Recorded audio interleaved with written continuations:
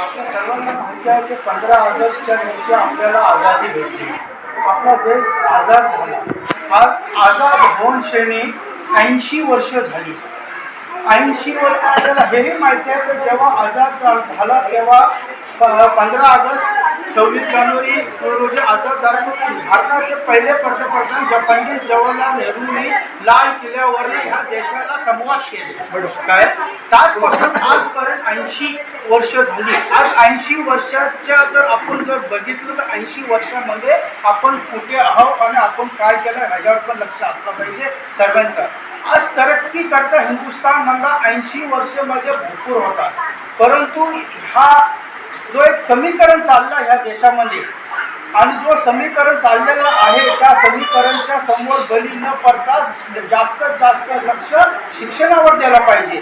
कारण शिक्षणाद्वारे लोक साक्षर होतील, तर संघर्ष करतील. हा डॉक्टर भीमराव आंबेडकरांचा शब्द आहे. त्यांनी संविधानामध्ये बोललेला आहे की जर आपण शिक्षण झालं तर आपण संघर्ष करू. जर तुम्ही लोक जर शिकल्यावर नाही आणि शिक्षण झालं नाही, पुढं वाढला गेला नाही, तर ह्या देशाची बरगदी सुद्धा होणार नाही. आणि ह्या देशाला जर पुढे न्यायचं आहे तर तरुणांना पुढे यावं लागेल.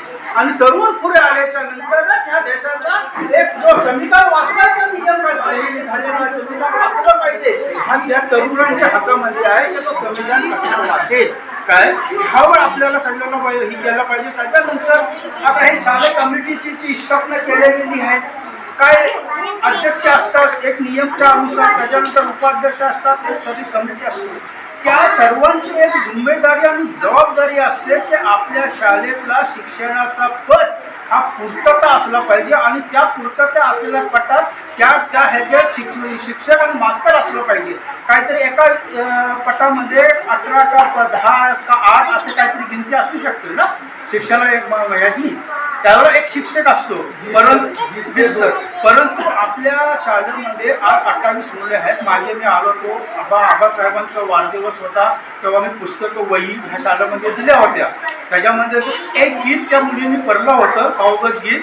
तर नानासाहेबांनी त्या गीतीची तारीफ केली त्या मुलीची की बेहतरीन तिने पडलं. म्हणजे सांगायचं की आम्ही आलो, मी पुस्तके दिली का वही दिली म्हणून नाही, परंतु त्या मुलीने जो गीत स्वागत गीत पडला नानासाहेबांनी तिथे ऐकला आणि मला बोलवून सांगितलं की तुमच्या शाळेत जो गीत पडला गेला तो मला फार चांगला वाटला, त्याच्यातला फार चांगले शब्द आहेत. म्हणजे हा एक शिक्षण मधून आला. आपण बोलतो काय उर्दू शाळा शिक्षण नाही होत. आणि कुठल्या पद्धत तुम्ही काढले उर्दू शाळा? मी आजही बोलतो आणि आत्ताही बोलतो काय आणि ग्रुपच्या संघात बोलतो उर्दू शाळेची मुलं टॉपर आहेत पण इंग्लिश शाळेची नाही. आज 28 मुलं आहेत तिथे, शाळेचा दरवाजा खुला आहे. 4 मुलं राहतील, शाळेचा दरवाजा खुला आहे. पण ह्या इंग्लिश मिडियमच्या शाळा आहेत ना तिथं त्यांचा ही कमी झालं आहे अवकी का तर टाला लागेल तिथं कोण नाही. आणि इथं master BSc BA BCom BEd असे आहेत काय. आणि आजपर्यंत आपण जर ह्या तालुक्याचा जर समीकरण बघितला तर सगळं उर्दू मीडियमच पुढे गेले. मला एक तरी मुलगा दाखवायचा इंग्लिश मीडियम मध्ये वकील झालाय, इंजिनियर झालाय काय, तर पुढच्या पदावर गेलाय, BE झालाय काय. आज BE झालेले उर्दू मीडियम आहेत, डिप्लोमा झालेले उर्दू मीडियम आहेत, डॉक्टर झालेले उर्दू मीडियम आहेत. तेव्हा उर्दू मीडियमची ही शाळा आपली फार जुनी शाळा आहे. ही शाळा बांधताना फार वडिलांनी फार मेहनत घेतलेली आहे. आणि ह्या शाळेचा पट वाढायची जिम्मेदारी ह्या शाळेची जी कमिटी असतो, जो शाळा स्थापनेचा अध्यक्ष असतो, जो शाळेचं वेळ देतो आणि गावकऱ्यांची पण आहे. अशी नाही की अध्यक्षाची आहे का जी कमिटी आहे त्यांची आहे, सर्व गावकरी मंडळीची पण ही जिम्मेदारी आहे की आपली मुलं उर्दू शाळेत आली पाहिजे. उर्दू शाळेत येऊन श्री त्यांना उर्दूपासून मराठीपासून सगळी त्यांना जानकारी भेटली पाहिजे. ह्या देशाचा इतिहास समजलं पाहिजे काय, आपला इतिहास समजलं पाहिजे काय. आपण असं नाही की देशाचा इतिहास तर आहेच आहे, पण आपल्या समाजाचा सुद्धा इतिहास आहे तोही समजलं पाहिजे. आणि हा समीकरण पुढे गेलं पाहिजे.